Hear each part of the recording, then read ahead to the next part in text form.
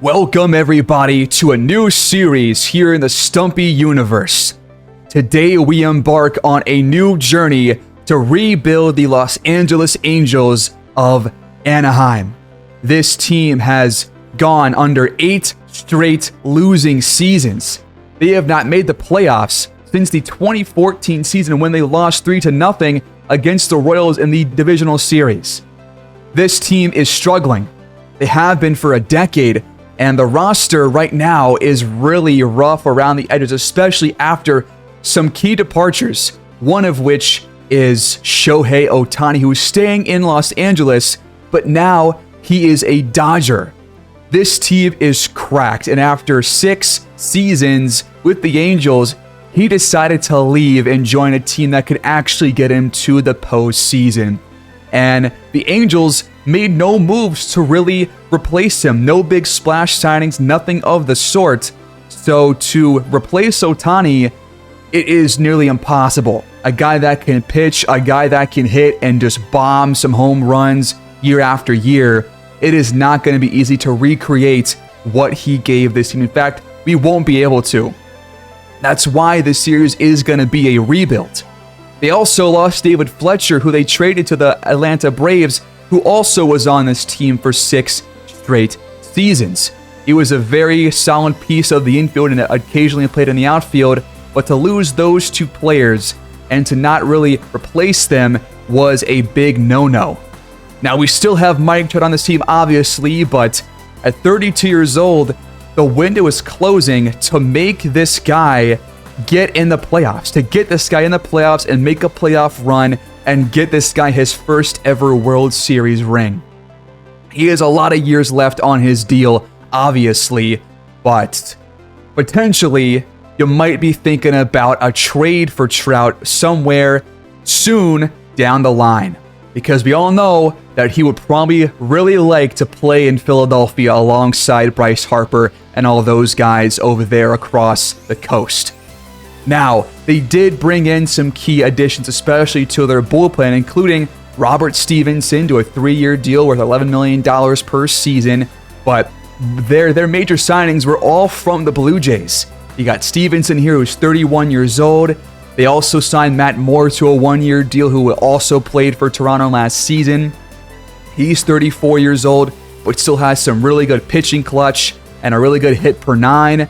Now, he's on his 5th team in about as many seasons, so who knows how good he'll actually be. But these last 2 years, he's been really damn solid. So hoping for some help there later in these games with Matt Moore.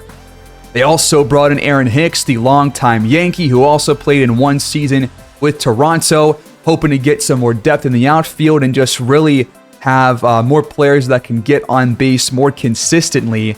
But after a long stint there in New York, he kind of had a bounce-back season with the Blue Jays, so that's why the Angels brought him in on a 1-year, very cheap contract, under $1 million. But that is not all they did. They brought in Miguel Sano, Jose Cisnero, Luis Garcia, Zach Plesac, all to boost their bullpen and to kind of replace the pitching that Ohtani brought, but really, you cannot replace that guy. But there is a young core here around Logan O'Hoppe, Zach Nato, who's got a potential. So there are some players, especially Nolan Chanel, who honestly had kind of a quick rise up to the majors. He's only 22 years old and also has a potential.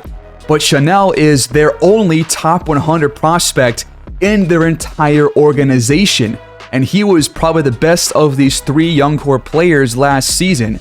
But he is the 55th ranked prospect, and he is the only one in the top 100. And so that takes us to this farm system. This is the worst ranked farm system across the entire major league. It is really, really bad. There is almost no potential across the entire minor league affiliates except for 3 players, one of whom is Barrett Kent, who is only 19 years old, has a low overall, but he does have B potential. But he does not project until 2027. That's 3 years from now. It's going to be a while before these guys even show up to the majors, and most of these guys will not be there.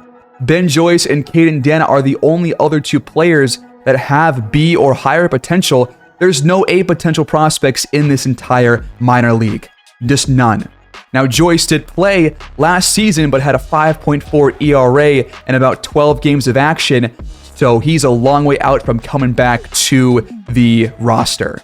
Caden Dana is 20 years old and has B potential, but these are the only three players that have B or higher. So there is a lot to be done here, and we're going to have to really focus on scouting through these first couple of seasons to really build up this farm system, make a couple of trades, and figure out how to get this team back on track.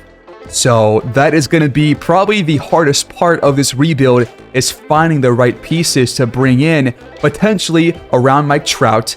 But with a star player like him, do you think about trading him before he gets too old, before he gets to age 34, age 35, 36? He's 32 right now and is obviously still one of the top players across the entire league. So we got to consider that move at the very least, because we know that he wants to play in Philadelphia at some point in his career.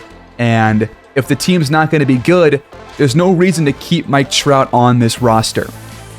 We open the season and the series against Baltimore at Camden Yards, and we all know about them. They have a really young, up-and-coming team with a couple of strong veterans surrounding these young core players, but you got Grayson Rodriguez, Adley Rutschman, Jackson Holliday, Gunnar Henderson. You have a lot of players that are going to be here in a couple of seasons, and they're coming off a 100-win season last year. So this is not going to be an easy opening day series, and it's not going to be an easy start to this rebuild either. We're going to open with Patrick Sandoval as the opening day starter. He will face Corbin Burns on March 28th. Stay tuned for opening day, folks. That's coming your way soon, probably tomorrow. I will see you guys there. Please like, subscribe, comment down below, and I can't wait to get this journey underway.